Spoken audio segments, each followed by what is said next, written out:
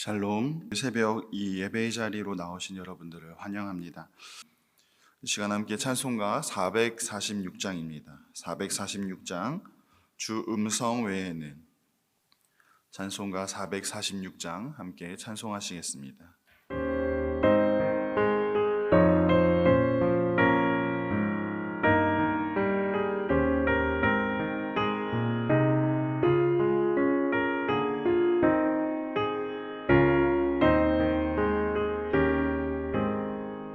주 음성 외에는 참 기쁨 없도다. 날 사랑하신 주 늘 계시옵소서. 기쁘고 기쁘도다. 항상 기쁘도다. 나 주께 왔사오니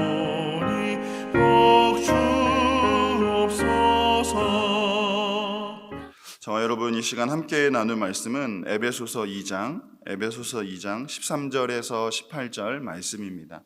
에베소서 2장 13절에서 18절 말씀, 우리 한 절씩 교독하시고 마지막 절 함께 읽도록 하겠습니다.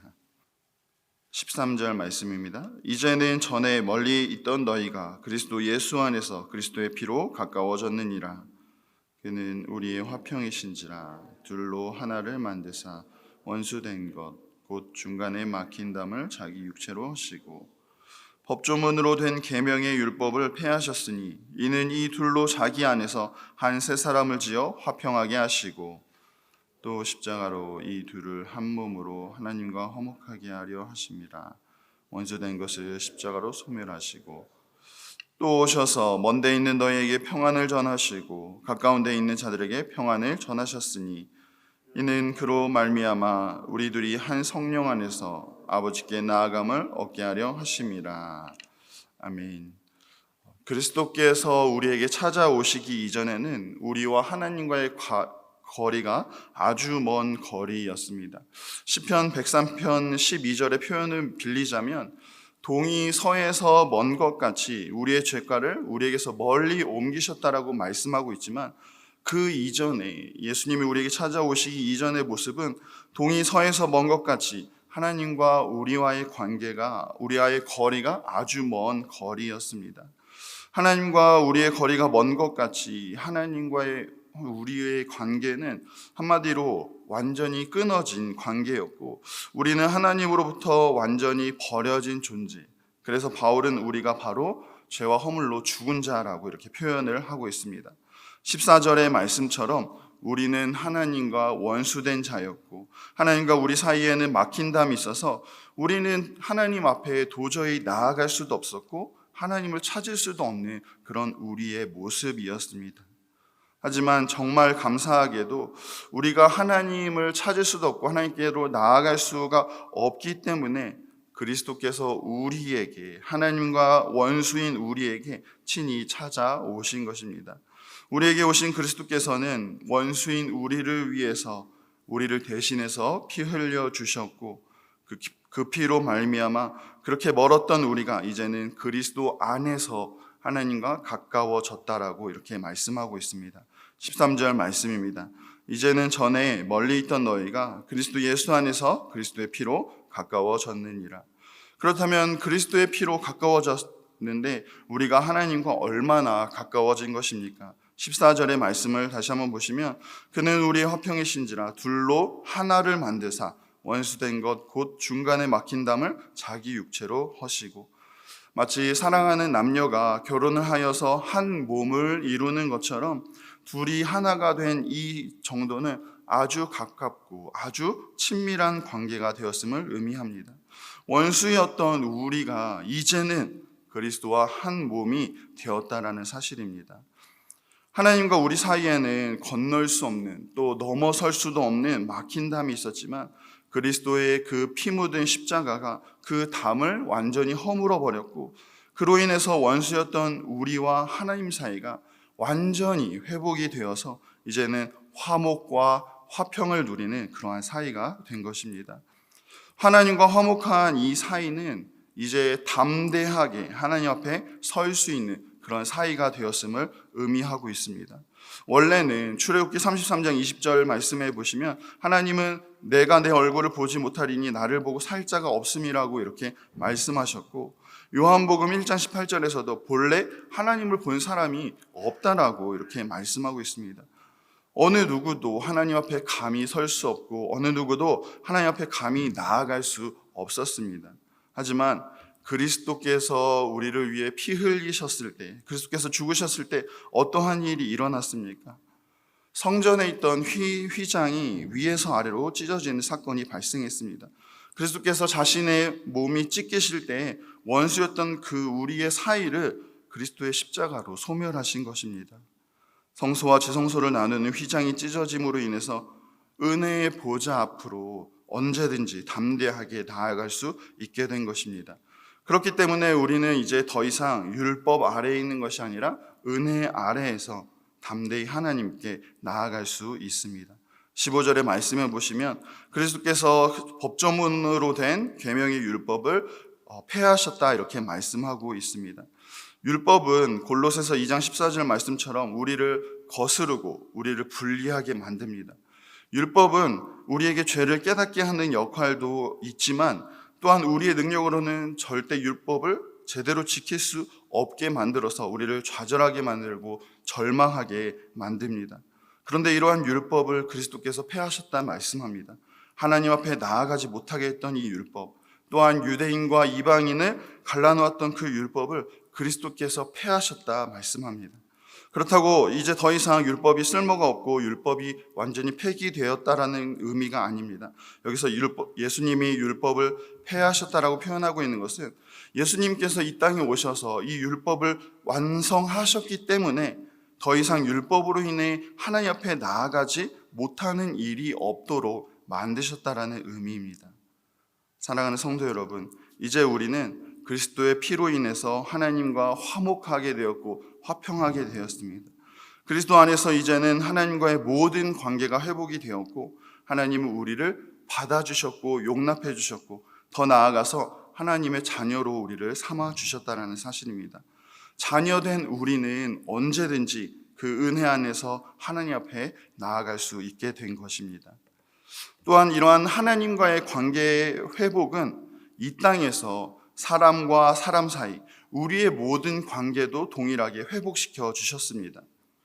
유대인들에게 있어서 이방인들은 분명 죄인으로 여겨졌고 개와 같다라고 여겨졌습니다.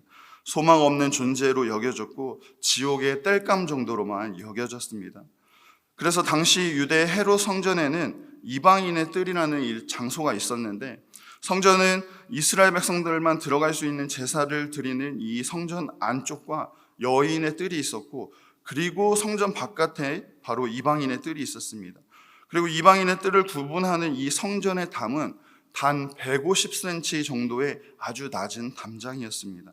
이 성전 담벼락에는 할례받지 않은 이방인이 이 신성한 성전에 들어가려면 죗값으로 분명히 죽는다라는 경고 문구가 새겨져 있었습니다. 이처럼 유대인과 이방인 사이에 분명히 막힌 담이 존재하였습니다. 율법 역시 유대인과 이방인을 갈라놓았고 서로를 원수처럼 여기게 만들었습니다. 우리가 잘 아는 갈라디아서에 보면 베드로가 이방인 그리스도인들과 식사를 하다가 할례자들이 오는 것을 두려워해서 급히 자리를 피하는 그러한 모습 때문에 바울이 책망한 사건이 나오고 있습니다. 이처럼 유대 그리스도인들과 이방인 그리스도인 사이에도 분명히 막힌 담이 존재하고 있었다는 사실입니다. 하지만 그리스도의 흘리신 이 피가 이러한 담을 완전히 허물게 되었고 원수였던 이 모든 사이를 하나 되게 만드셨다는 사실입니다. 화평케 하시는 그리스도의 피로 인해서 더 이상 구별과 차별, 소외가 사라지고 그리스도 안에서 온전히 합하는 결과를 만들어낸 것입니다. 하나님과 우리가 이제는 하나가 되었고 또한 이 땅에서 유대인과 이방인이나 상관없이 모두가 그리스도 안에서 한 몸이요, 한 성도요, 한 교회가 된 것입니다. 갈라디아서 3장 28절에서 이렇게 고백합니다. 너희는 유대인이나 헬라인이나 종이나 자유인이나 남자나 여자나 다 그리스도 예수 안에서 하나이니라. 사랑하는 성도 여러분, 그렇다면 하나님 밖에 있던 우리, 원수인 우리를 위해서 그리스도께서 이러한 담을 허물어 주신, 그리스도께서 우리를 대신해서 피 흘려 주신 이유가 무엇입니까? 그리스도의 피 묻은 십자가로 원수된 이 관계를 소멸해 주신, 허물어 주신 그 이유가 무엇입니까? 15절 말씀을 다시 한번 보시면, 이는 이 둘로 자기 안에서 한 새 사람을 지어 화평하게 하시고 말씀합니다. 또한 18절 말씀해 보시면, 이는 그로 말미암아 우리 둘이 한 성령 안에서 아버지께 나아감을 얻게 하려 하심이라. 하나님과의 이러한 화목을 위해서 그리스도께서 우리를 대신해서 피 흘리신 것처럼, 마찬가지로 우리의 화목, 모든 성도의 화평과 화목을 위해서, 하나됨을 위해서 그리스도께서 피 흘려 주셨다는 사실입니다. 이 화목된 성도가 함께 그리스도의 몸된 교회를 세우기 위해 우리를 대신해서 피 흘려 주셨다는 사실입니다. 한 공동체 안에서 우리가 서로 사랑할 수밖에 없는 이유가 무엇입니까? 우리가 왜 용서를 해야 되고, 왜 서로를 용납해 주고 서로를 받아들여 주어야 하는 것입니까? 우리는 그리스도의 피로 말미암아 이제는 새 사람이 되었기 때문입니다. 그리스도께서 자신의 몸을 찢기셨을 때 우리 안에 있던 사람과 사람 사이를 단절하게 만들고, 사람 사이를 끝없이 편견을 만들어내고 끝없는 거리를 두게 하고 서로 나누고 분리하고 다투게 만드는 그 담벼락을 그리스도의 찢기신 몸과 그 피로 완전히 무너뜨려 버린 것입니다. 그리고 우리는 성령 안에서 하나가 되었기 때문입니다. 사랑하는 성도 여러분, 우리는 지금 새 사람을 입은 자임을 기억하길 원합니다. 새 사람으로 담대히 하나님과 지금 우리가 화목을 누리고 있는지, 하나님 앞에 거리낌 없이 나아갈 수 있는지 한번 되돌아보시고, 또한 내 이웃들과 내 가정과 나와 관계하는 모든 이들과 그리스도 안에서 화목을 누리고 있는지 되돌아보는 귀한 시간이 되길 간절히 소망합니다. 오늘도 우리의 화평을 이루신 그리스도의 은혜를 기억하시면서 이제는 그리스도와 화목하게 된 우리가 이 땅에서 화목과 화평을 이루어내는 우리 모두가 되기를 간절히 소망합니다. 기도하겠습니다. 사랑하는 하나님, 감사를 드립니다. 원수였던 우리를 내버려 두지 아니하시고 우리에게 찾아와 주시니 감사를 드립니다. 우리를 위해 피 흘려 주시고 또한 우리와 막힌 담을 주의 보혈로 완전히 허물어 주시니 감사를 드립니다. 오늘도 이 놀라운 은혜를 기억하면서 십자가 그 은혜로 우리 사이에 막힌 담도 허물 수 있는 믿음과 용기를 더하여 주옵소서.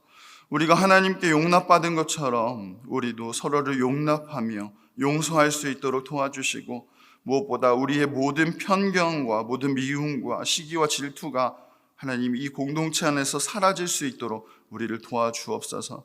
서로를 더욱 사랑하는 우리 공동체 될 수 있도록 주님 인도하여 주옵소서. 하지만 우리의 힘으로는 할 수 없음을 고백하오니 오늘도 그리스도의 보혈로 우리를 덮어주시고 성령의 능력으로 넉넉히 감당하는 우리의 모습 될 수 있도록 주여 함께하여 주옵소서. 감사를 드리오며 살아계신 예수님의 이름으로 기도합니다. 아멘. 우리 주님이